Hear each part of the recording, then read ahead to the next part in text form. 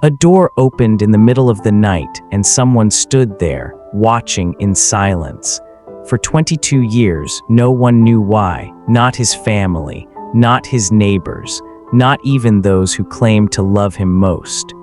They said Daniel Harper had changed, that he had grown distant, suspicious, quiet in the wrong ways. A man who once spoke gently, now watched from a distance. It began with something small. A camera placed in the hallway outside his son's room. No one noticed it at first. Daniel never mentioned it. Until one evening, everything came into the light. The family sat together at the table, plates half full, voices soft. A normal evening, or so it seemed. Then Ethan saw it, a small blinking light near the hallway ceiling. "What is that?" he asked. No one answered at first, but Daniel's silence said enough. The chair moved, the room shifted. "You put a camera outside my room?" Ethan's voice trembled. "In this house," Margaret turned slowly toward her husband, her eyes searching not for truth but for explanation. "Daniel," she said quietly. "Why would you do that?" He had heard those words before and said nothing. "It's not normal," Ethan continued. It's like you don't trust us." A pause, long enough to hurt. Clara, their neighbor, sitting nearby, lowered her voice. "That's not right, Daniel. Families don't watch each other like this." The room grew smaller, the air heavier, and still he said nothing. Daniel lowered his eyes. His hands rested on the table, worn still. No defense, no explanation. No anger, only silence. But no one, not even those who loved him, knew the real reason why. "Before we continue, a quiet word for you. If you have been sitting for a while, please take a moment. Stand up and stretch gently, even just for a few seconds. Your body has carried you through so much. Be kind to it today." Now, let us return to Daniel Harper's story. It had not always been this way. There was a time when Daniel's voice filled the house. Soft laughter, quiet stories, a steady presence that asked for nothing. But the first change came long before anyone noticed. It was a winter night 22 years ago. The house was smaller then, the walls thinner, and Ethan was only a boy. Daniel stood outside his son's bedroom door, not moving, not knocking, just listening. Inside, something was wrong, a restless sound, a breath that came too fast. It was a whisper not meant for anyone to hear. Daniel raised his hand. He almost opened the door, but then he stopped. Instead, he stepped back, quietly, carefully, and from that night on, he never entered without reason. The next morning, he went to work as usual, but something had changed in the way he watched, not with suspicion, but with care. That was the first thing he gave up, the right to ask questions, even when he needed answers. Years passed. And more years, and still, the second moment came quietly, like most things in his life. Ethan was older then, a teenager, trying to become someone the world would accept. One afternoon, Daniel stood near the doorway. Ethan was laughing with friends, carefree, open, unburdened at least on the surface. "Dad, you don't have to stand there," Ethan said. "It's a little strange." The friends exchanged glances, small smiles, unspoken judgments. Daniel nodded once, stepped away. He did not explain why he had been standing there. He did not say what he had noticed the night before: the uneven sleep, the quiet pacing, the shadows under his son's eyes. Instead, he chose distance. And from that day on, he learned to care without being seen. Clara noticed it first. "He barely speaks anymore," she told Margaret one afternoon. "It's like he's watching everything but saying nothing." Margaret sighed. "He's just tired, I think." But even she had begun to wonder, because Daniel had changed, or at least it looked that way. The third moment was small, so small most would not have noticed it at all. a notebook, worn leather. Kept hidden in a drawer, Daniel opened it each night. At the same time, without fail, he would sit at the table under a dim light and write just a few lines, dates, times, short, careful words. Then he would close it again, gently. No one ever asked what he was writing, and he never offered. But once, just once, Margaret saw a page left slightly open. Only a glimpse, only a moment. A single line written in quiet, steady ink. Still restless tonight, but he made it through. She did not understand it, not then. She closed the drawer softly and said nothing. And still Daniel Harper said nothing. Years passed, and more years, and still. Every night the same quiet ritual. A dim hallway, a closed door, and Daniel standing just outside it. Not knocking, not entering, just listening. The house would sleep. The world would move on, but that small space remained unchanged. A father and a door he chose not to open. Seasons came and went, winter, spring, summer, fall, but that moment never changed, even as his hair turned gray, even as his steps grew slower, even as the house grew quieter with time. Still he stood there. That was the weight of his years.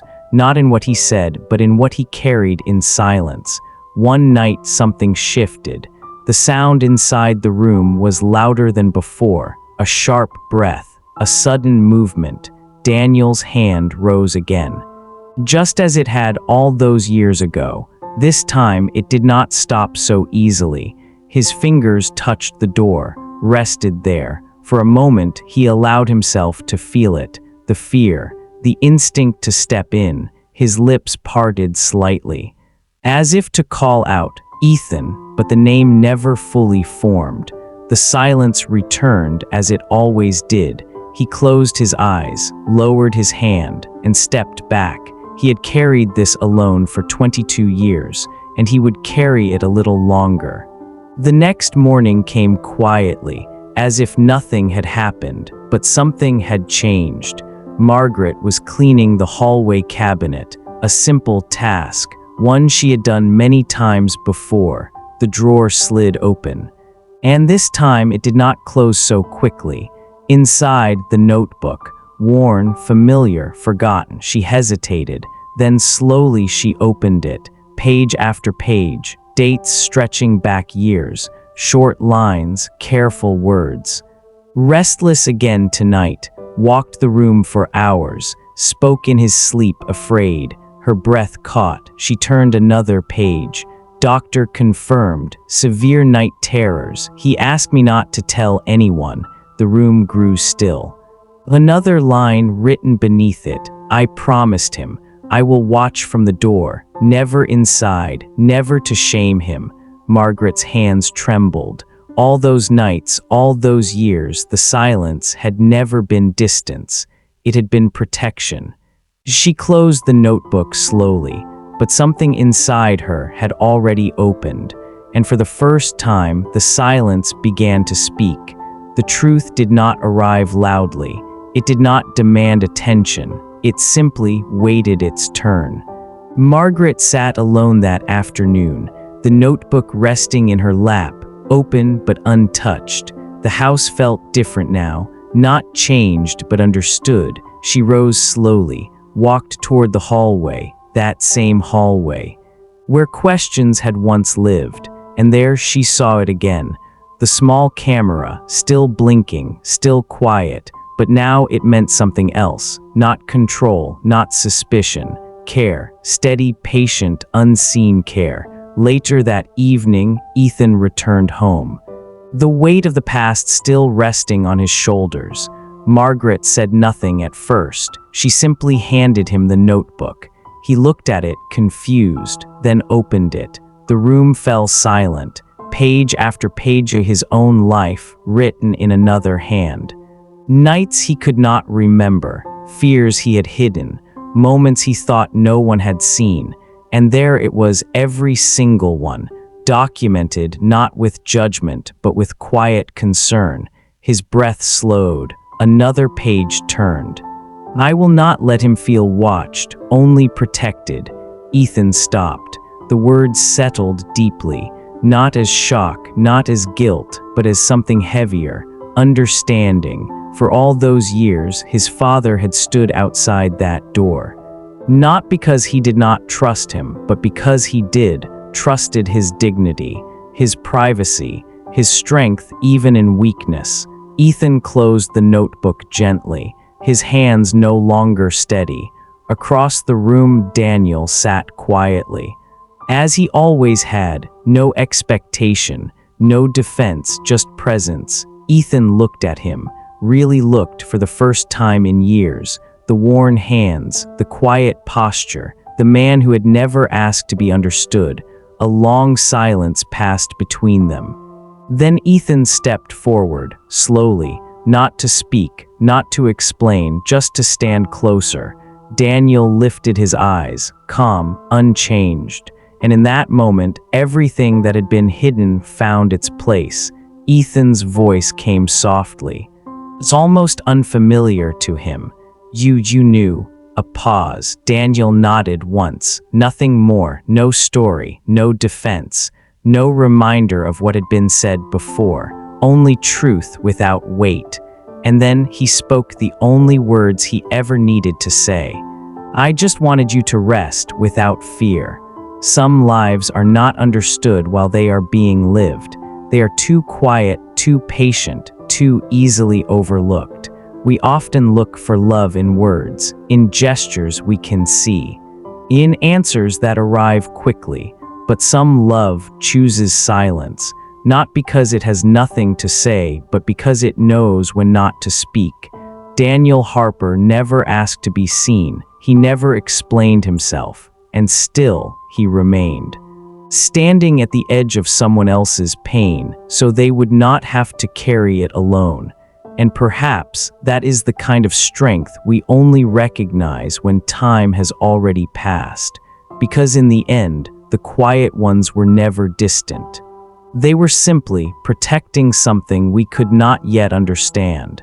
And to you watching, please take care of yourself today. You matter far more than any story we could ever tell. If this story stayed with you, share it with someone who needs it today. And if you believe that real strength lives in silence, you already know where to find us.